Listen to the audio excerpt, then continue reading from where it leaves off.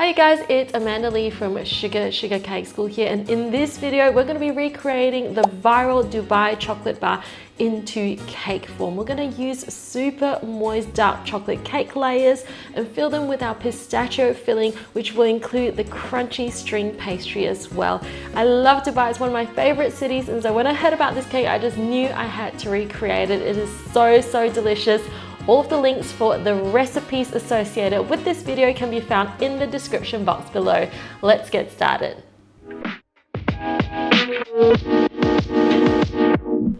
So to make this cake, the first thing we need to do is to make the delicious kunafa filling. Now this is a Middle Eastern dessert, but I'm living in Australia, and so when I purchased a pastry, I actually purchased something called kataifi pastry, and so it's going to be known in different names depending on where you live and what type of store you purchase it from. Basically, it is a very fine noodle-like pastry, and it comes in the chilled fridge section. And so if you try and head to a Middle Eastern store or any sort of specialty food store, try and source kataifi pastry or kunafa pastry.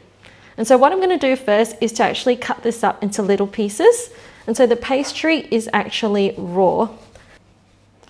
Now there are two different ways that you can choose to cook this pastry. I'm going to be using the oven method because it's just going to, I feel, give me a more consistent bake throughout. So once I've got my kunafa pastry all chopped up here, I'm just going to transfer that and mix it through a bowl of melted butter. Now the idea is for this pastry to crispen up and to remain crunchy inside the cake. Now this works better when it's actually in its original form, the Dubai chocolate bar. Obviously a cake has a lot of moisture, and so we're going to try something later with the cake when we're assembling it to try and reduce any moisture coming onto our crispy pastry, because we want to keep that crunchiness in the cake filling, which is what makes this chocolate bar and this cake so unique. We're just going to place it onto our tray now. We just want to flatten this out and spread it so that it gets an even bake. If it's all in one clump, it's not going to bake evenly. So try and get this spread out in as thin a layer and as even a layer as possible. I'm now going to bake this in the oven until it goes golden brown.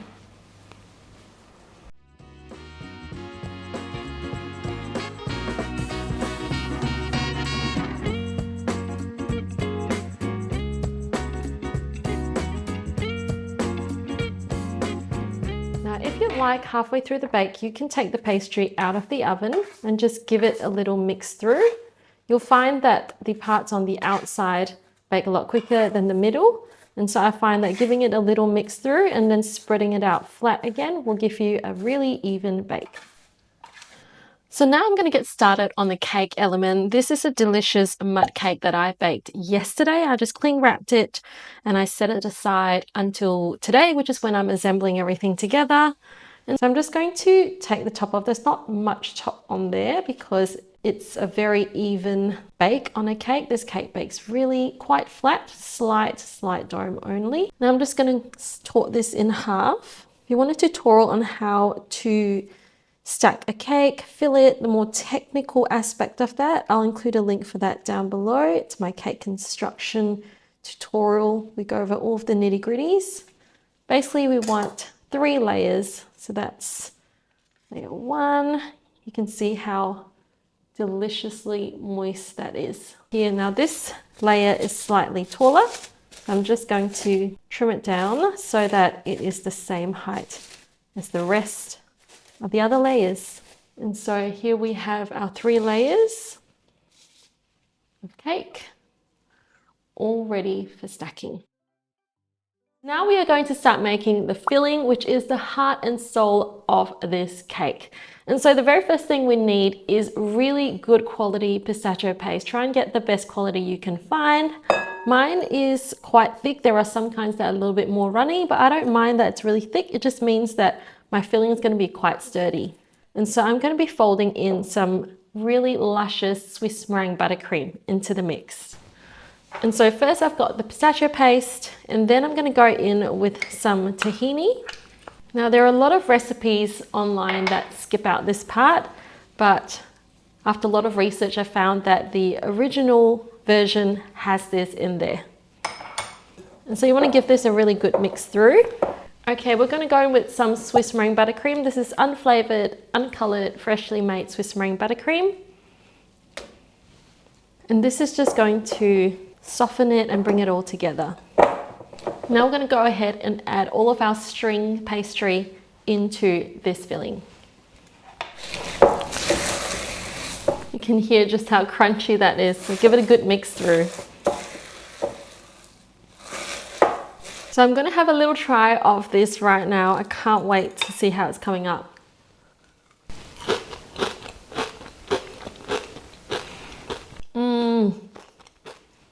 Can you hear how crunchy that is? It's so rich, so pistachio-y, so smooth, but crunchy. It's so, so good. Let's start assembling the cake. And so I'm going to start with a little bit of melted dark chocolate. I just melted this down. And I'm going to go in with my first cake layer right at the bottom. And that melted chocolate is just going to hold everything in place and stick it onto the cake board like an edible glue. Make sure it's centered.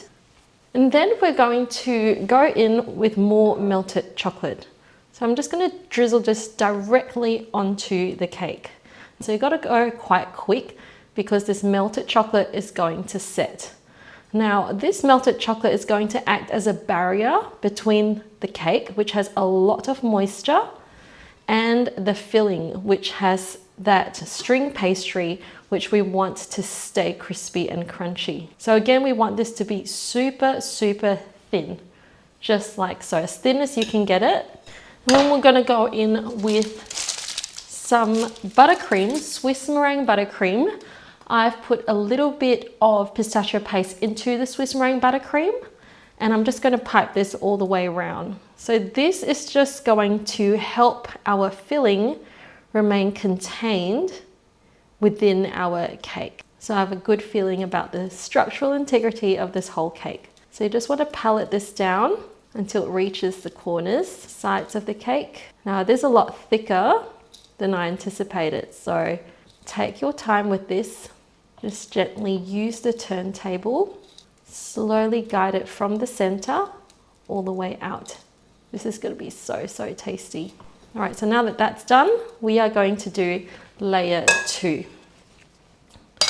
Now, this is completely optional, but you can, if you wish, put a little bit of melted chocolate onto the underside of the cake, flip it over, and then put it on the cake. So I am going to go ahead and do that. Just a really, really thin layer. I'm going to flip it. So basically we want both sides of the cake to have this melted chocolate, which is going to solidify and give us that little bit of chocolate crunch when we bite into the cake. So I'm just going to pick this up and place it onto our cake board.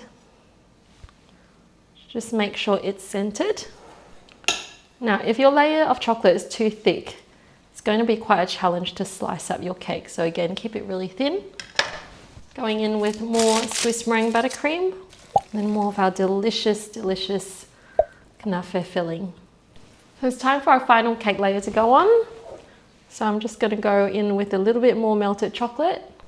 If you want to skip this step altogether, you can as well. It's not going to be too detrimental to the cake.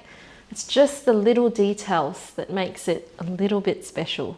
I would absolutely recommend using dark chocolate.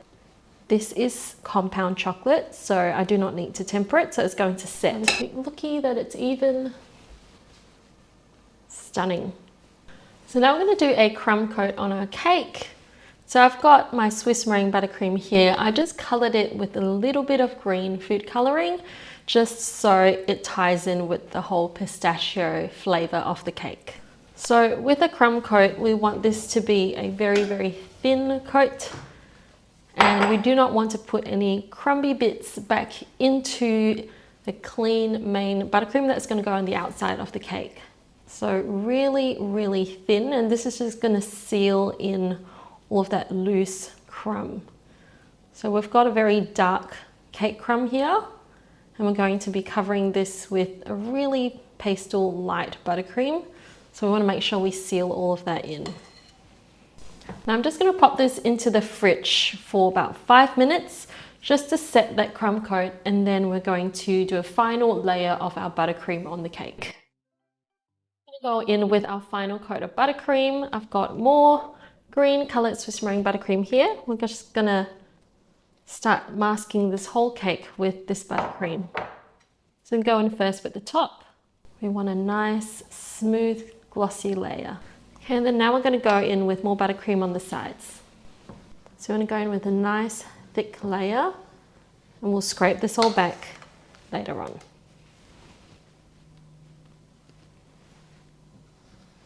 So now we're going to use our cake scraper, and we are going to scrape back all of that buttercream and give ourselves a nice smooth side. Make sure that your scraper is clean before you go back in for another scrape. So now we've smoothed out the sides, we're just going to smooth out that top one more time, and just use your palette knife and very gently bring that in towards the center of the cake.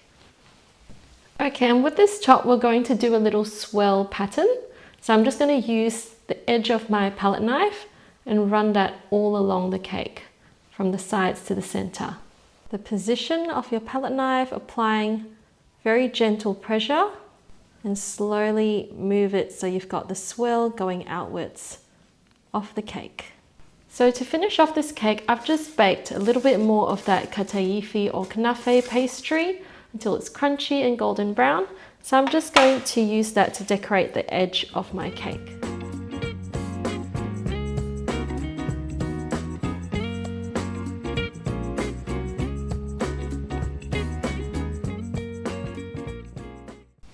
And a final flourish, you don't have to do this, but I happen to have some on hand. I'm just going to be adding some dried roses on hand. These are edible rose buds that is used to make tea.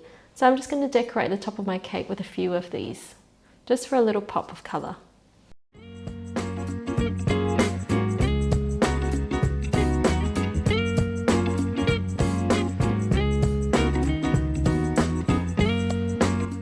Now the moment of truth, it is time to taste test this cake. I'm so excited.